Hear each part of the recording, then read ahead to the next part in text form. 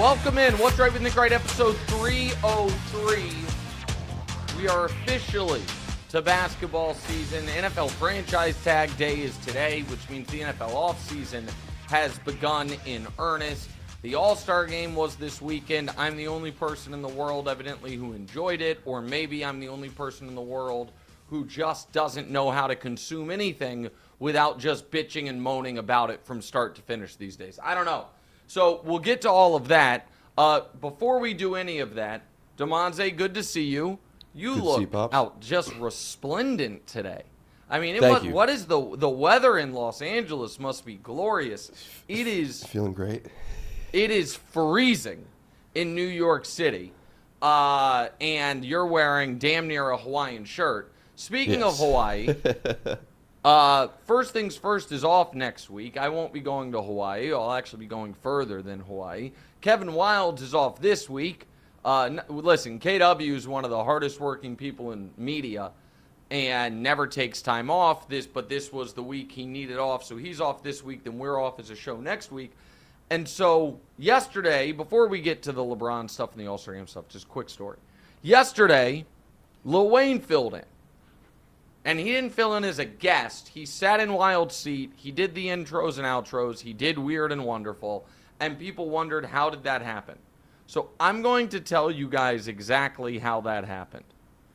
So Monday, a week ago, during the Me Eating Crow show, Wayne texted, "Bruh, I'm crying laughing in this blank." A lot of laughing emojis. That was too funny, whole segment. Me, because if I have one religion, it is an undying belief in being a terrible text replier. I did not reply to that. Lil Wayne live texted me during the show, but I was kind of in a text blockout from Super Bowl until Wednesday afternoon. So Wednesday evening, I finally go back, and I'm like, all right, I have 500 unreplied texts. I probably should reply to some of them. And I'm like, oh, my God. Lil Wayne texted. So I, again, because I'm not very good at text etiquette, and even though this is, one of the greatest musicians in the history of the country, who took his time out of his day to watch my TV show and then give a live reaction to it, my reply was I just gave it the little heart. I just clicked it and gave it the heart Wednesday night. And so he then texts me immediately. Flying out there tomorrow to do SNL 50. Let's get together. He always says smoke something, even though I don't smoke, but I just feel like he feels like this is, the nice offer to make. And he said, his version of break bread. Yeah. Said, I'm there till the 18th, so if you want me on the show, I can do it, and I want to come by Wifey's store. I'm like, this is just the nicest person who's ever lived.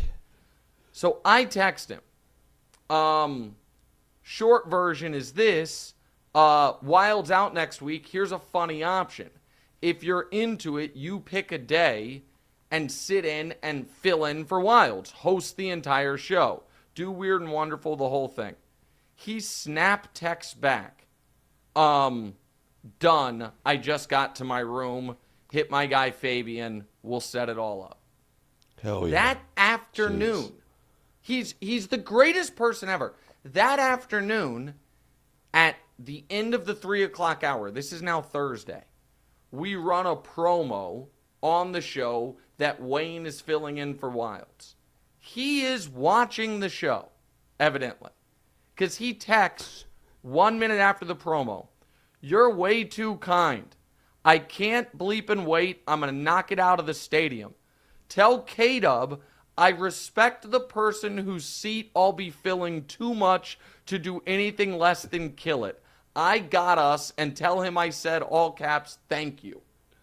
So read that text to Wilds, and Wilds just said, totally matter-of-factly, he has this relationship totally backwards. You get that, right? I'm like, yeah, man, I do. Like, this idea that he is thanking us. Like, don't worry, I'll take it seriously. I'm like, bro, 12 hours before the show, you're performing in front of Paul McCartney and Tom Hanks at SNL 50, and then you're coming and doing All-Star Mac McClung highlights. Weird and Wonderful. Yeah. Doing Wild, Weird, and Wonderful. So that's how that happened. He's just the greatest guy in the world. So that was a ton of fun. And if you guys haven't watched SNL 50, it's totally worth your time. His medley is great. And Adam Sandler's 5.5-minute guitar rendition, a tribute to the 50 years of the show, is spectacular.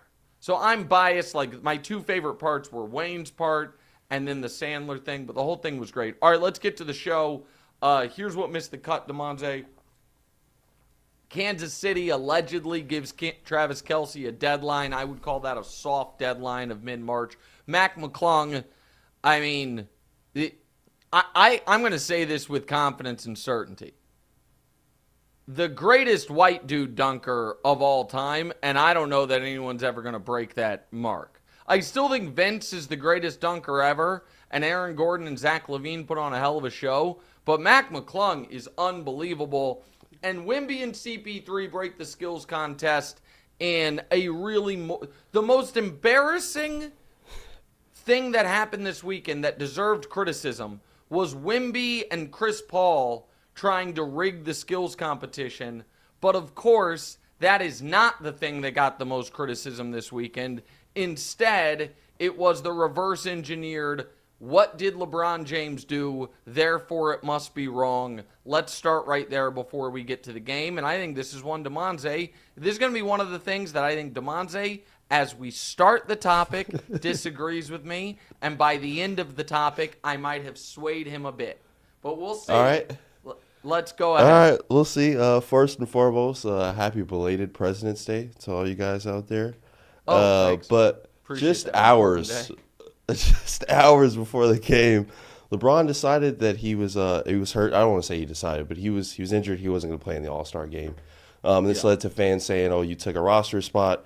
He also took a picture and did not suit up as the rest of the team did and wore his street clothes. What's your take on this? People are pissed about it. Yeah, everyone's lost their mind. So let's just start here. Who knew so many people gave two shits about Norman Powell making the All-Star game? And the answer is they didn't. The idea, the amount of people that were tweeting about Norman Powell, because if LeBron had bowed out a week early, Powell would have gotten the spot. Though the Venn diagram of people who 2 weeks ago, Damonza, were like, these Pro Bowl alternates, it's such a joke. Drake May gets to call himself a Pro Bowler when he didn't actually make the team. And then tweeting this week, why aren't people thinking about Norman Powell? The fans in San Francisco definitely wanted to see him play. It's disingenuous nonsense. And the idea that there was any way for LeBron to thread this needle and not end up being criticized is just disingenuous and not true. So if he would have a week ago said, I'm not playing, the media cycle would have been, this is why nobody takes the All-Star game seriously. This is, people are excited and the face of the league doesn't do it. LeBron gave it to the last possible minute to figure out, can I play? And it's not so much can I as much as it is should I. Like, if it were a playoff game, would LeBron have played? Of course. Does that mean that when he clearly believes this Lakers team has a real chance to do something, and this Lakers team, because of the California wildfires, has the shortest break of any team, them and the Hornets, because they play Wednesday and the rest of the league plays Thursday, that he was like, you know what, not going to push it on this ankle? That makes total sense to me. and the number of people who fail to acknowledge the following truths. Okay, first of all is this. Has anyone given more time, effort, sweat, energy to all-star games in the history of basketball than LeBron James? The answer is, of course, no. He's played in 20 of them. Kareem played in 18. The next closest are Kobe and Duncan at 15. Has LeBron consistently shown up to this event more than any player in the history of the league? Yes, by a massive margin. This broke his streak, and the other reason that people are just so out of their damn minds about this is one criticism of LeBron that I don't even look at it as a criticism, but is true, is the guy cares about streaks and records and accolades. He does. And he would have liked to keep this thing going. 21 straight All-Star appearances. Because the record prior to LeBron playing in 20 in a row, again, 20 in a row, was held by John Havlicek and Bob Cousy, who both played in 13 in a row. That was the record. So LeBron set the record for consecutive All-Star game appearances back, let me do them, before he was a Laker. When he was with the Cavs, midway through his second stint with the Cavs. And has just been spreading it out. Of all the active players other than LeBron, Durant is the only one who has played in 10 of these in a row. He did that pre-Achilles. The new active streak for consecutive All-Star games played is Joker at 7. So this is the guy that we're going to say owed it to everyone to play. The guy who's played in 20 straight of these. The oldest player in the league. A guy who has literally played more professional basketball than any human being ever to live. We're like, give us more. And if you don't, you're selfish. It's just so ludicrous. And then there's this piece of it. And I'll get to the picture stuff later. There is, so Nick Friedel, who I really like. I really like him. He was with ESPN. I think, I don't want to speak for him, but the way I understand it, I think he was absolutely foolishly a part of their layoffs months back. He is a great NBA reporter, opinionist, Chicago guy. Love Nick. Nick quote tweeted it and said, "There is just absolutely no way MJ would do this. He always understood what his presence to the game meant." Guys, Michael Jordan at this point in his career had quit the game 3 times. It meant his presence to the game meant so much that he quit the game. He went and played minor league baseball, then he came back, then he quit again, then he came back, then he quit again. Do you know the most consecutive years that Michael Jordan played in an All-Star game? 7. 7 years. The longest streak of consecutive All-Star appearances Michael Jordan had was 7. There's no way MJ would do. So this is where the criticism, people just lose their minds. So if LeBron had just retired 4 years ago, no problem. No problem. You win your championship with the Lakers. You've played at that point 18 years. You know what? You've given a lot to the league. But because he keeps playing, because he's good enough to be a deserving top-tier all-star, he then, to these, and I'm going to talk about Nick here, talking about the folks at large, folks that have just become entitled, that no, you owe us this. He's not allowed to be cautious with an ankle injury. Nick, where'd this injury come from? From Solomon Hill 3.5 years ago. The only real injury he's ever suffered his entire career. That ankle and foot have been messed up since then. And if you watch the Lakers, LeBron all the time pops up on a morning of injury report because the ankle tightened up on it. And do I imagine that in the days leading up to the All-Star game, he actually took some time, maybe didn't do his regular, everyday cryogenic chamber treatment that he would do if they had actual games coming up, so it was more likely to tighten up? Of course. Of course. This being such a universally criticized thing that even Shannon and Kendrick and guys who are normally, on LeBron's side on stuff is like, this is a bridge too far for me. What are we talking about? And all that. Yeah, I've seen fans go as far as to say it's like LeBron's ruined the game. Well, that's the other piece of it. The other piece of it is the fall of the All-Star game is laid at the feet of LeBron James. I mean, it's just, again, the All-Star game in 2020 was awesome.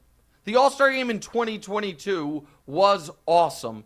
And this is just, it is just an entitlement from fans and media that a guy, can you imagine any of these conversations existing around Tom Brady? Honestly, could you? That if Tom Brady, his second to last year with Tampa, was like, guys, which he did do, by the way. I know I was named a Pro Bowler. I'm not going to play. And it's not because I'm hurt. It's just because not interested. Not doing it's exactly what happened. Was there could you imagine how stupid folks would look if they went on TV and they were like, Tom Brady, this is why it's a flag football game now. See, this guy, look at the direct line of the Pro Bowl's popularity with when Tom entered the league and where it is now. Blood's on his hands. And then we get to the photo stuff. Guys, there's, this is all documented. Injured players still are in the photo. Oh, they don't have to be at the middle. You guys, go look at the picture of Yao when he was hurt. And obviously the middle of that picture has to be LeBron, Steph, KD. Just has to be. Those are the guys. And people acting like, they'd have less criticism if he was off to the side. What'd you say? He could have put the jersey on. Damonza. First of all, the injured players, when Kobe was injured, he didn't suit up. When other guys were injured, they don't suit up. But everyone is lying if they are acting like if LeBron had suited up for the picture, there wouldn't be this exact criticism.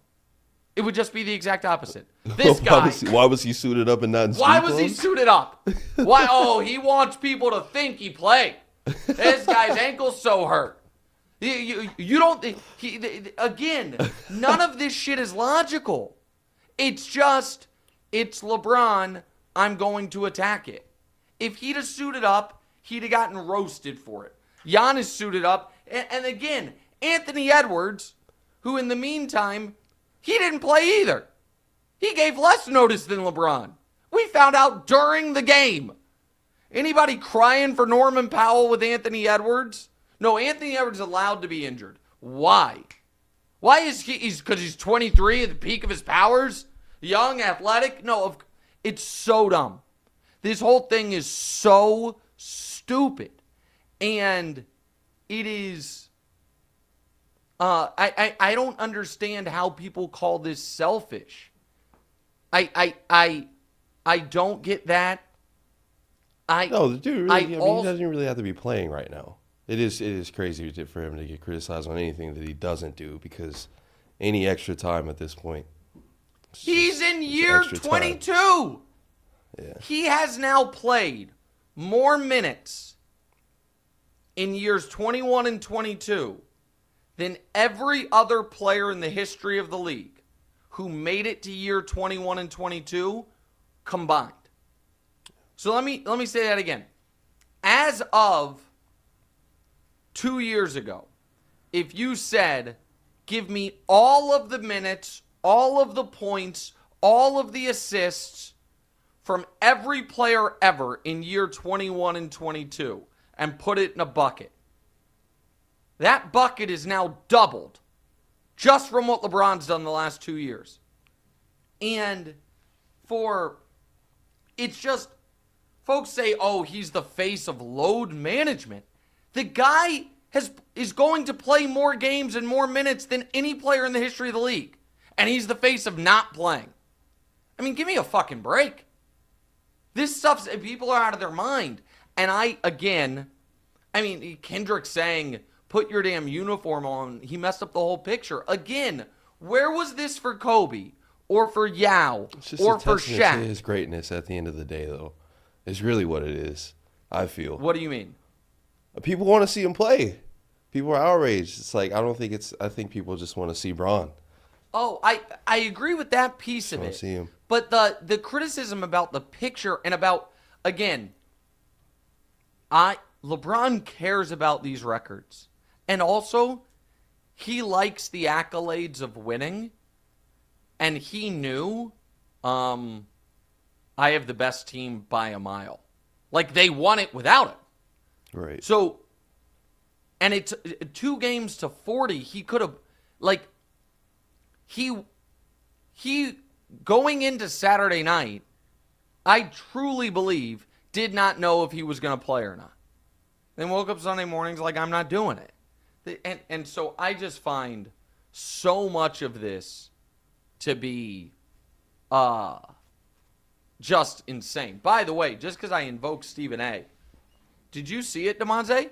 Stephen A. did a whole segment responding to him about the top 10 list.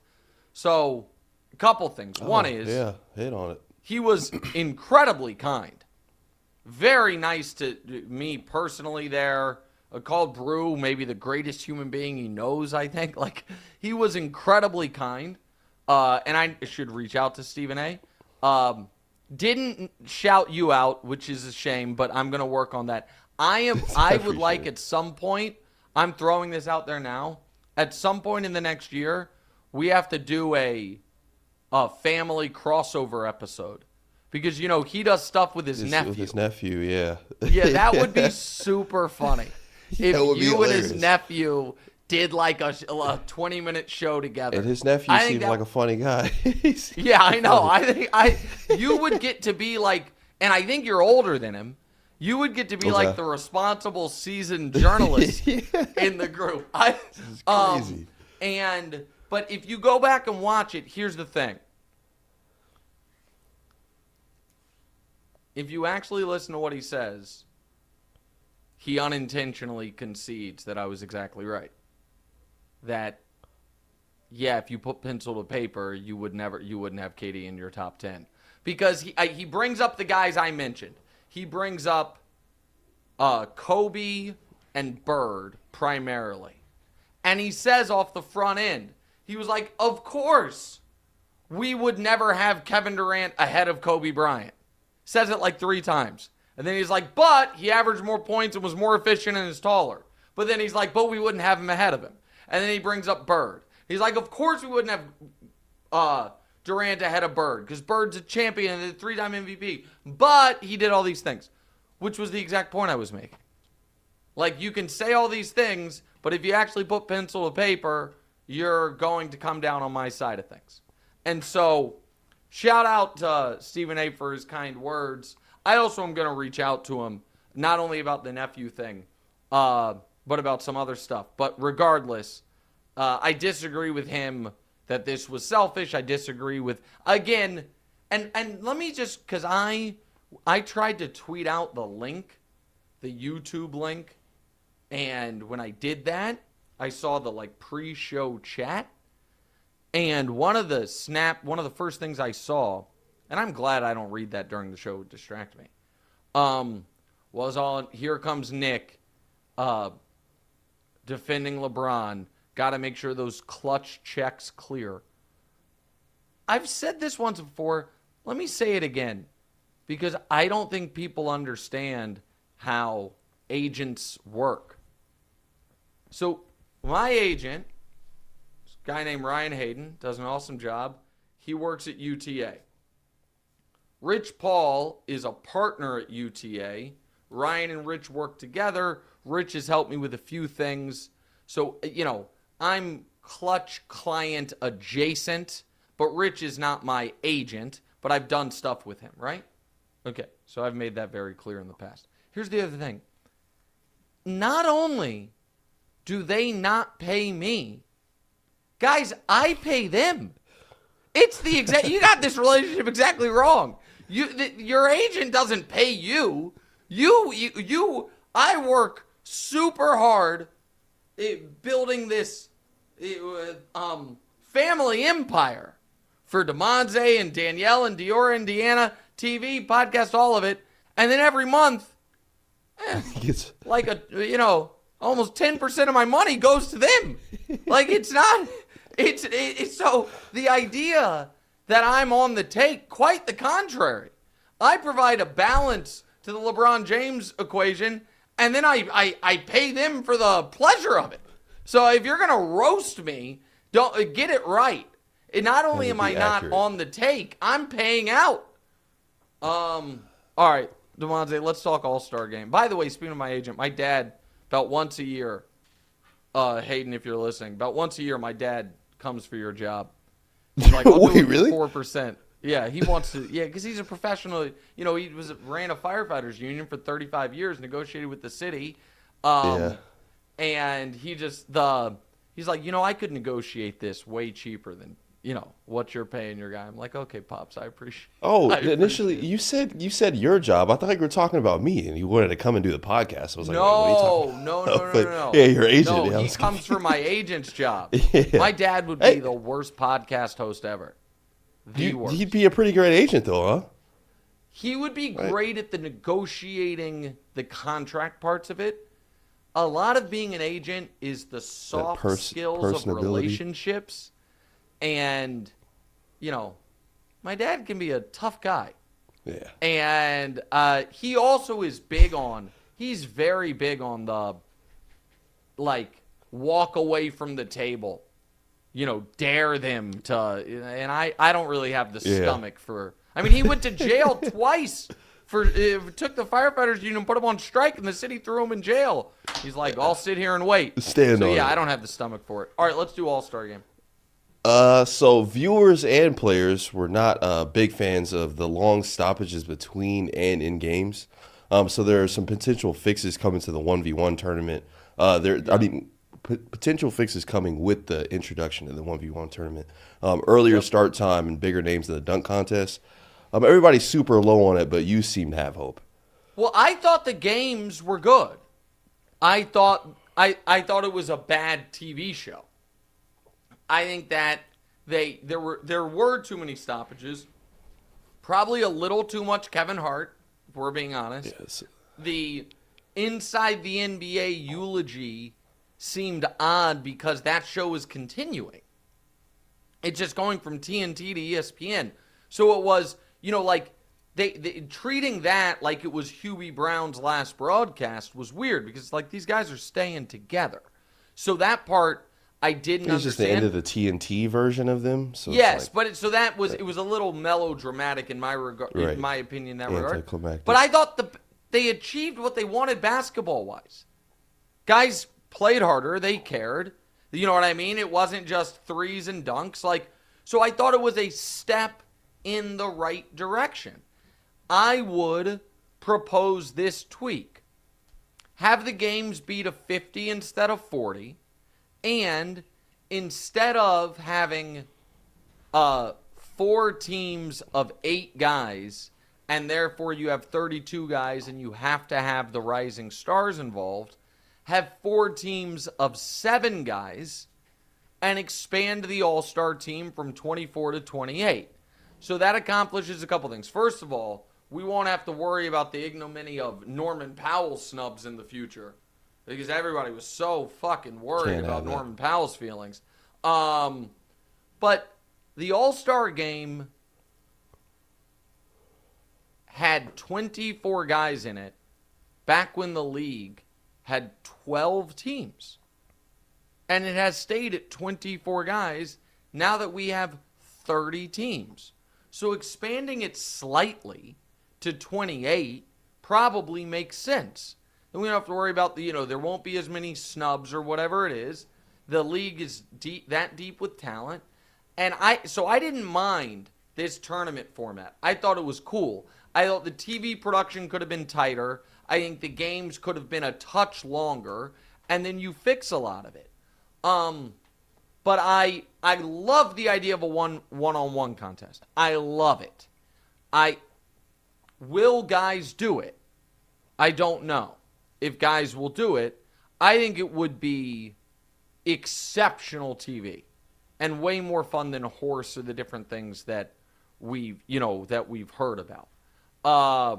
So I really like the idea of the one-on-one tournament, but I did not hate this. I didn't hate this the way other people did, and I thought it was. I think sometimes what happens is we once again take our cues. I think the fans take their cues from the media and social media. And I think Draymond, and we'll get to Draymond in a minute, being on the broadcast just saying how much this sucks. Like, I thought that was bad. I really thought it was bad. And I just can't imagine that ever happening with another sport. And that to me is, now I have been critical. At the beginning of the year, said the NBA has some real concerns. The load management thing is a real concern, and the just every team playing the same way with all the threes, that's a real concern that needs to be addressed. But that can be true, and then it also can be true that during the event, it should be a celebration of your sport. I just can't, I can't imagine. Fox has the Major League Baseball All-Star Game. Can you imagine if in the lead up to it, Poppy and A-Rod and Jeter were just like, here's why the game sucks. Here's why people don't care. Here's why it was better back in my day. Like, that's a downer for the fans. And again, I'm not acting like I thought it was a perfect event. It was not a perfect event. But I thought the actual basketball was way better than the last couple years. I also think people have been overly dramatic about how bad it's been for the last 10 years. 2020 post-Kobe passing was a great game. 2022 had an awesome finish. 2023 and 2024 were terrible. And Durant, I think, nailed it in some of his tweets when he was like, listen, the All-Star Game's always been about 3 quarters of screwing around, so to speak, and then if it's close, lock down for the 4th quarter. The problem the last couple years has been the three-pointer allows teams to get to such a huge lead that there is no period of, oh, it's close late, let's fight for this. So tweaks were needed, but the NBA just also needs like better PR. Like, nobody thinks that Damonza, that the Pro Bowl being a literal flag football game is a massive indictment on the NFL. Nobody thinks that. And go ahead if it looked like you wanted to say something. No. I made a flag football point earlier and they shot it down. But let me hear it. It's a little bit different just because with football, you don't want the guys to get hurt. And I was just thinking, why would you want the guys to be going 100% the whole time during the All-Star game to begin with? It just makes it more likely that they get hurt during a time where. So listen, guys have never gone. It's a myth. The idea that these games were always great games or guys were always going 100%, it's just not true. Now, like, the last 2 years were jokes. Everyone understands that. But 2022 was awesome with the Elam ending 163-160 final. 2020 was great with another Elam ending 157-155 final. And, it's been 2018 was fine. 2015 was decent. But let's just go for All-Star Weekend is supposed to be a breath of fresh air, you know? I feel like it's supposed to reset. It's like not something to be so rah-rah over. But So I tend to agree, and people bring up, oh, man, 93, Jordan's last year before he quit the first time, 135, 132 overtime. That's awesome. The year before was 153, 113. It was a 40-point blowout where one team scored 150. The year before that was an awesome game, 116, 114. The year before that was a blowout, 130, 113. Now, I'm not acting like it hasn't, it's gotten worse. I understand that, which is why the tweaks are needed. But again, people are just way too nostalgic about things that did or didn't exist. And so I do think the NBA smartly wants to tweak some things, and I think they're trying to. We'll get to the Draymond stuff in just a second. But first, who's scoring big in the NBA this season? You. With all the new ways to get in on the action at DraftKings Sportsbook, an official sports betting partner of the NBA. From Monster Slams to Dish in the Rock to Clean the Glass, get behind your favorite players and the prop bets you can make on DraftKings, the home of NBA player props. Ready to place your first bet? Try betting on something simple, like picking how many points your favorite player will have. Go to the DraftKings Sportsbook app and make your pick. So, I told you we're going to keep track of these because a ardent belief that I have before the DraftKings partnership and since the DraftKings partnership has been, if I'm giving out bets, I'm going to actually try to give out winners and put real thought into it. Last week, we gave out two. Anthony Edwards under 28.5 points and Walker Kessler, but Walker Kessler we had over. He ended up being a DMP coach's decision, so that just is a no action. The Anthony Edwards one hit, under 28.5. So, there is only one game on Wednesday. It is Los Angeles against Charlotte. I'm not really sure if I'm allowed to say the team names there, so just stick with me here. I like Luka's over and LeBron's under. So Luka over 24.5, LeBron under 23.5 are where they are set right now. Lines and odds, of course, subject to change. Thought process on that is Luka, LeBron clearly dealing with a bit of an ankle. I think wants to get Luka involved. Luka is yet to have an explosive Laker game. So the Luka over, the LeBron under, a little correlated, I think. Maybe I could have it dead wrong, but that's where I sit. Luka over 24.5, LeBron under 23.5, lines and odds subject to change. First time, here's something special just for you. New DraftKings customers, bet $5, get $150 in bonus bets instantly. So take it to the rack with DraftKings Sportsbook. Every point counts. Download the DraftKings Sportsbook app. Use code WRIGHT. WRIGHT. WRIGHT. That's code WRIGHT. If you're a new customer, get $150 in bonus bets when you bet just $5 only on DraftKings. The crown is yours. All right, Damonza, let's get to self-appointed all-star czar Draymond Green, who had, just a treasure trove of quotes this weekend. Go ahead. So do you want me to just go through all of them, I want you to go through all of them, okay, and then I'll respond to each of them. So Draymond, was talking to him getting a head coaching gig. He said, "I've already been offered the Golden State Warriors head coaching job when I'm done." He also said they were going to win a title. He said, "quote I said I think we're going to win a championship, but I lied. We are going to win the championship. That's what's going to happen." And he called out the Rising Stars game, and he said that there's some team that no one wants to see, and his thoughts on the new format, 1 through 10, was a 0. It sucks. This ain't basketball. Okay. So, Draymond Green being the head coach in waiting for the Golden State Warriors is news. And it would be treated as news if I think people took that seriously. The Warriors winning the championship, once again, Draymond is writing checks that Steph is going to have to cash. I like Jimmy, but Draymond is nowhere close to the player he was at the peak of their dynasty. And Steph is not quite the same player now he came on strong at the end of before the break, but they are far, far more likely to lose in round one than they are to reach the finals. And now, let's get to the other stuff. He's right about the rising stars shouldn't be playing Sunday night. I actually think that is correct.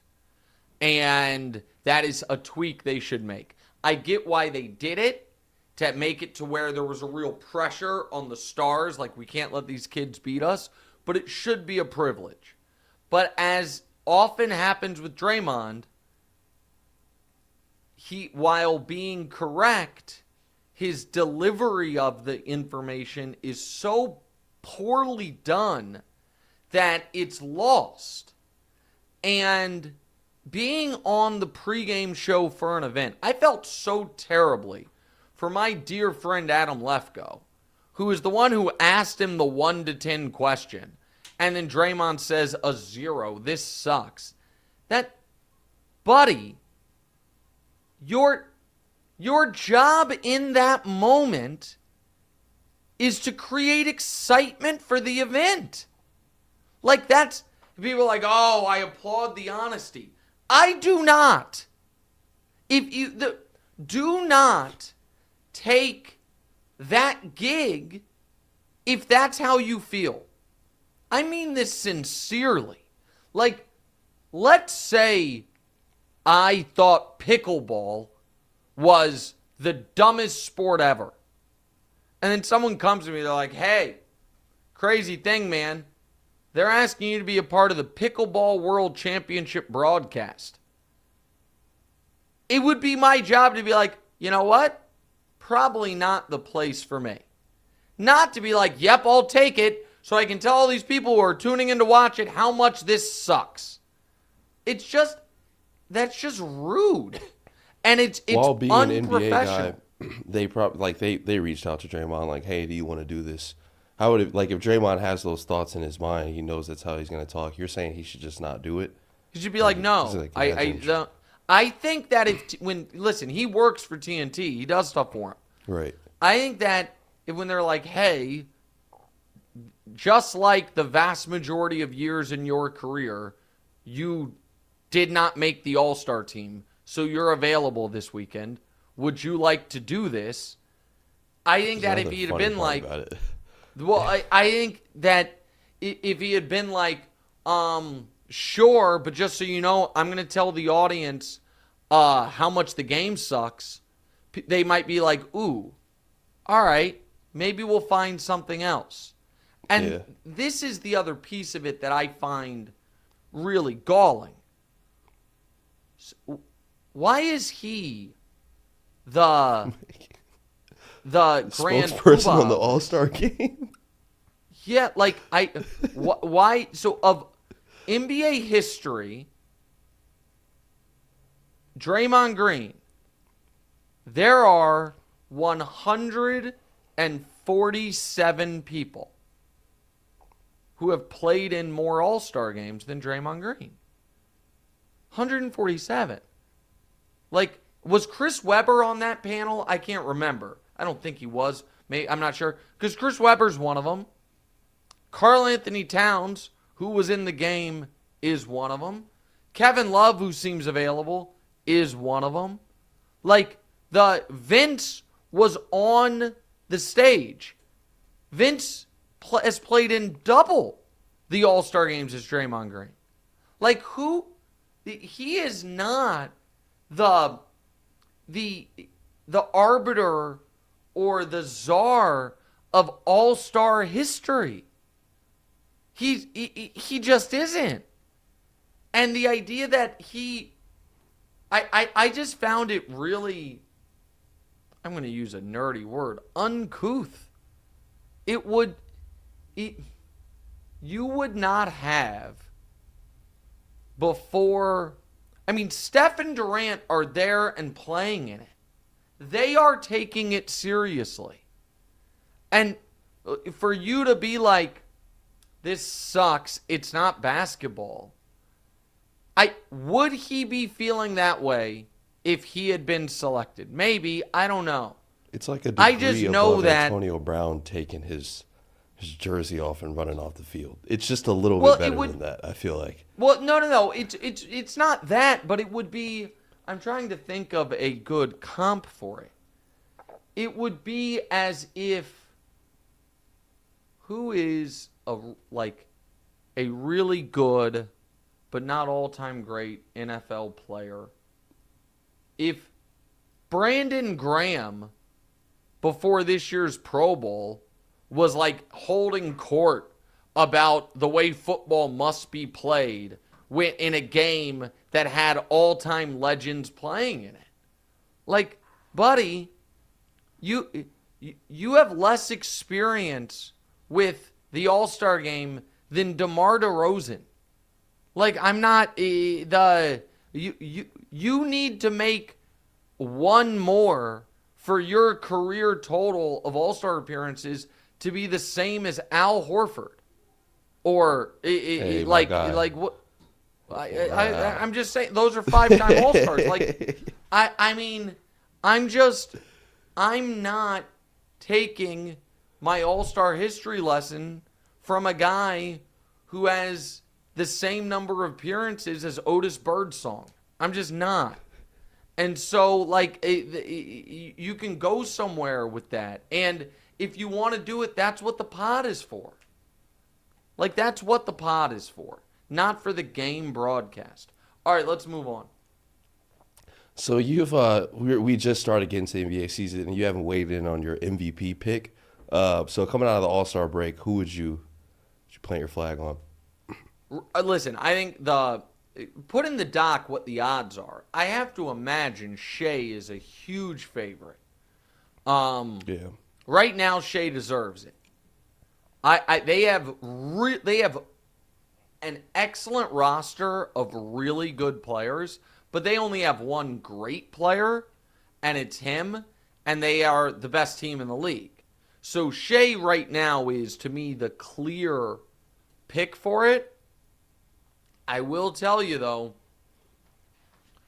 and this might surprise you, Damonza, if there's anyone that can steal it from him, there's only one guy, and he is lurking. Who do you think I'm going to say it is? One guy lurking in the NBA? Yeah. I think there's only one guy. I think that I would bet all of, well, no, because now if there's that 65-game thing. So I wouldn't bet all of my money. But I would bet a ton of money that it's going to be one of two people. And again, I haven't looked at the odds yet. I'll look at him in a second. I imagine Shea's a huge favorite, but the one guy who could steal it from him that I think that I probably wouldn't have a problem with, do you know who I'm going to say? I do not know who. I mean, I would, like, you couldn't be Luka, obviously. He switched teams in the middle of. Yeah, and Luka's not going to play enough games. Right, exactly. No, it's a guy that people think I don't like. It's Joker. Oh, Joker. Okay, yeah. Yeah. The reason I said I didn't think you could guess it is because, well, and all of a sudden now in a guy who just skirts criticism, by the way, for coming into every single season out of shape, and then was like, "What's wrong with Jamal Murray?" And then around the All-Star break, they're like, "Man, Nuggets sure look better," and it's because Jamal Murray finally played himself into shape. I mean, the Nuggets are super dangerous again, and Jamal's playing well. He just had, he had 55 the other night, but Joker's been spectacular. All right, I'm now looking at the odds. Oh, and the odds are, back up what I was saying. Shea is minus 500, Joker's plus 350, and no one else is better than 80-1. Giannis is 80-1. Tatum's 200-1. Get out of here with Wemby. Get out of here with... Listen, Wemby might win Defensive Player of the Year. He's been excellent. He has been a part of 40 total wins in his career. 19 last year and 21 this year. Like, the Spurs right now have the same number of wins as the Blazers. Wemby is not an MVP candidate. Giannis is an interesting one, but they would have to get red hot. Like Giannis at 80 to 1. What? Go ahead. No, I didn't mean to cut you off there, but Adam in the chat thought you were going to say Norman Powell when you were saying who's the MVP. No, I mean, it's a two-man race. And Bontemps straw poll. I know he just came out with his latest straw poll. I didn't read it yet. Gosh darn it. Am I the only person who has the most trouble in the world getting logged out of their ESPN Plus account? I swear to God, man, don't have that luxury. It's not a lot of money, buddy. I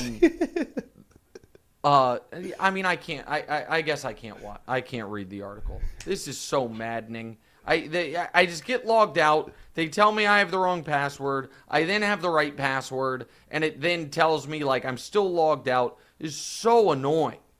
Yeah, I hate it when I'm trying to put in a password for a place, and they're like, "This password's incorrect." All right, I reset the password, and then I change the password, and they're like, "Hey, this password can't be your last password." Like, yeah, I was just putting in the password. Also can. But all right, I'm in now, thankfully. So the straw poll, yes. So in Bontemps straw poll, which I'm sure impacted the odds, 100 potential voters, 70 first place votes for Shea, 30 for Joker, and then almost the exact opposite for second place. So they were one voter away from being a unanimous first, second, first. Shea got 71st, 30 seconds. Joker got 31st, 69 seconds. So this is how, and then Giannis running away with third, Tatum running away with fourth, and then Donovan, Jalen, and Karl Anthony Towns neck and neck for fifth. And then after that, again, Wemby got a third place vote. Get out of here. Jaren Jackson got 2 fourths and a first and a fifth. Anthony got 2 fifths. Bron, year 22, 3 fifth place votes. Shout out. Cade Cunningham got 1 fourth. Okay, Şengün got a fifth. That's fine. Yeah, it's Shea or Joker. Right now, it's got to be Shea. But Joker has a real shot at it. And that team is scary. He's going to finish top 10, man. Joker finished top 10 all time?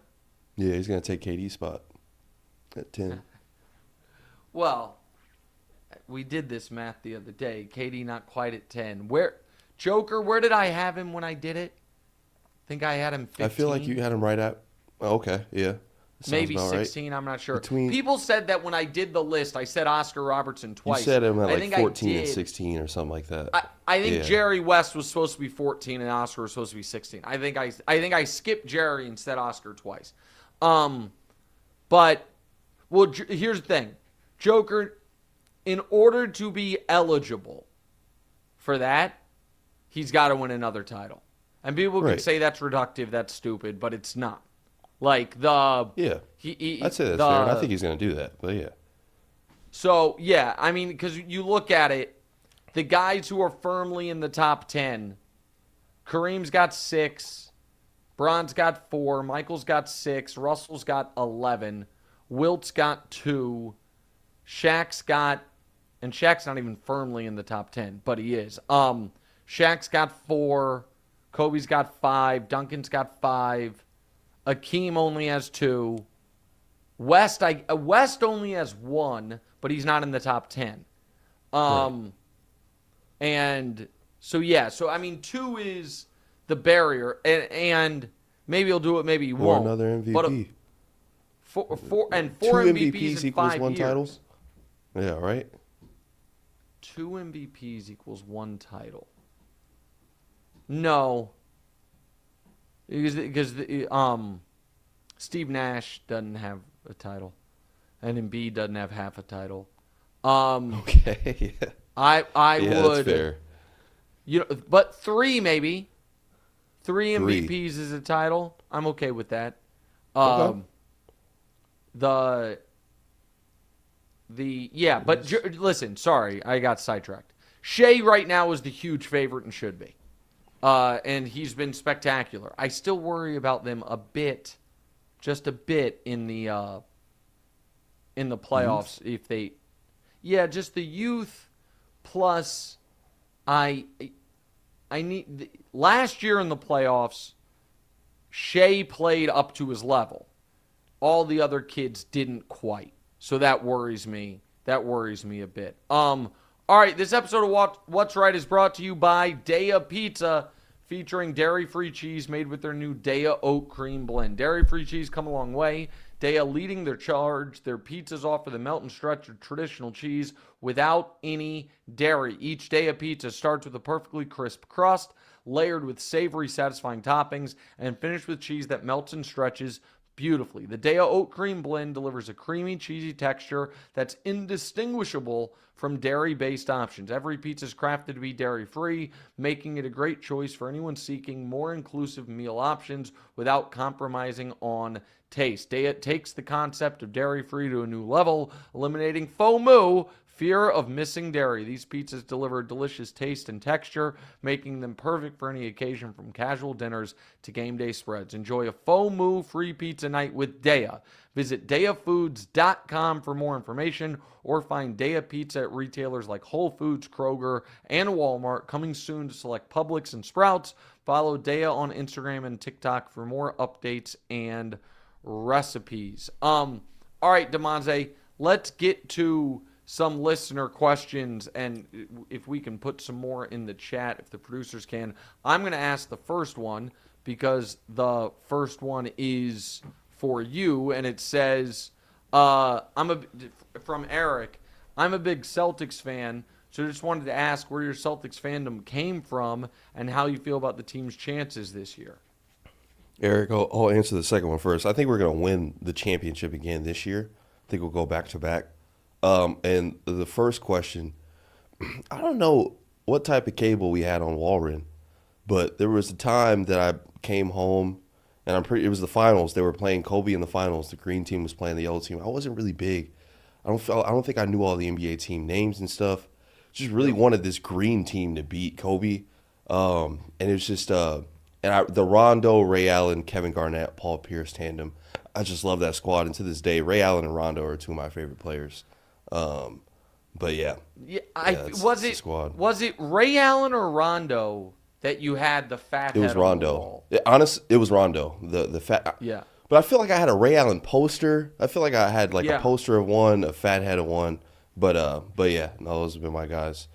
So that's exactly how I remember it. And so that finals you're talking about is 2008 or 2007 or something like that. Well, they played in 2008 and the Celtics won. They played again in 2010 and the Lakers won. But the one you're talking about is 2008 because by the time they played in 2010, you cared. Mm-hmm. 2008. This is just. We're going back in the archives now. This is right around the time that you and I met. Yeah, exactly. You know what I mean? This is like right. And you didn't play basketball yet or anything, but that was your team. My introduction. Yeah, 100%. And then later in life, I think the only other player that came close from me watching it from you for fandom, individual player fandom to those two guys was Jamal Crawford. Yeah, I love Jamal Crawford.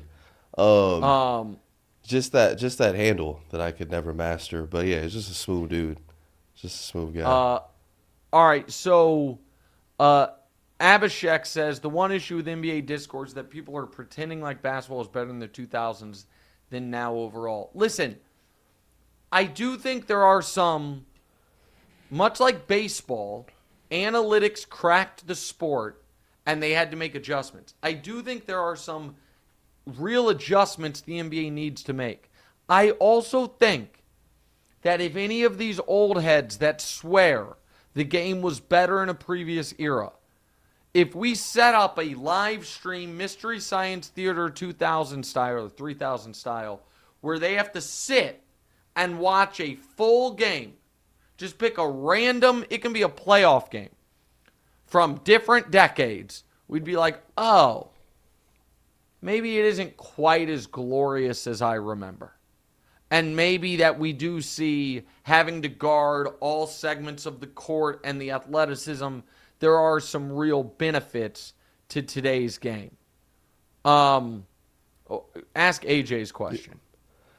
AJ, if LeBron wins a championship with Luka and Luka's without a doubt the Finals MVP, does it help or hurt LeBron's legacy?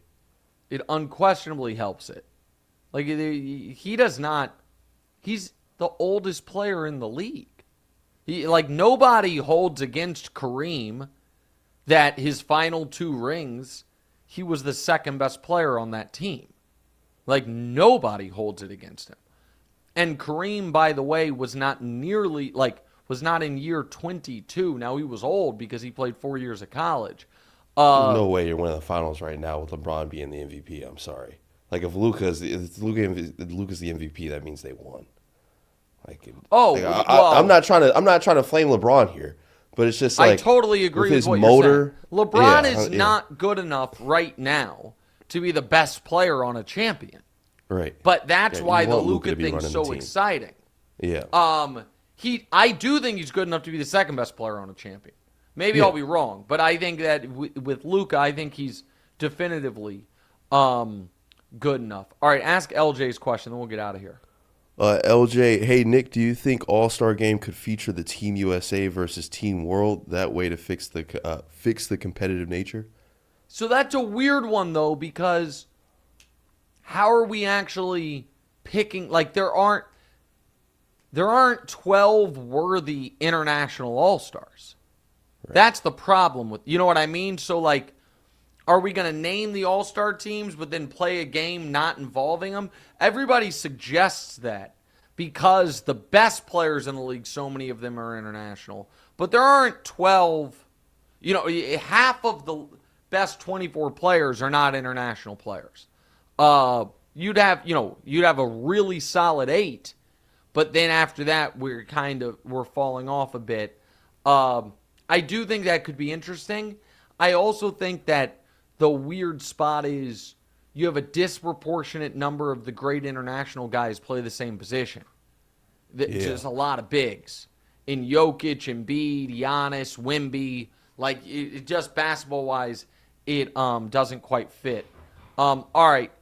Also, somebody asked, now that football's done, are you watching any TV shows, watching White Lotus? Now that football's done, I'm just playing a lot of Red Dead Redemption. I just got to tell you. I am, it is therapeutic. I enjoy it. I look forward to it. Last night, your mom and I turned on White Lotus. She, as is what she always 15 does. 15 minutes in. If that, it was 15 minutes in. I wasn't tired, and that's a show we watched together, so I didn't want to watch it. So I just snuck downstairs and got in a good 40 minutes of Red Dead Redemption before bed. It's just what I'm doing. I'm happy for you, Puffs. Thanks. All right. Podcast Thursday, then a week off. Then we're going to get to a 3 podcast a week schedule starting in March. But our last podcast for our vacation is on Thursday. See you guys on First Things First in a few hours. Great job, Damonza. Great job, folks at Blue Duck and our folks at Volume. Thank you guys. Appreciate you guys watching, viewing, listening, the whole thing. Talk to you guys soon. What's right?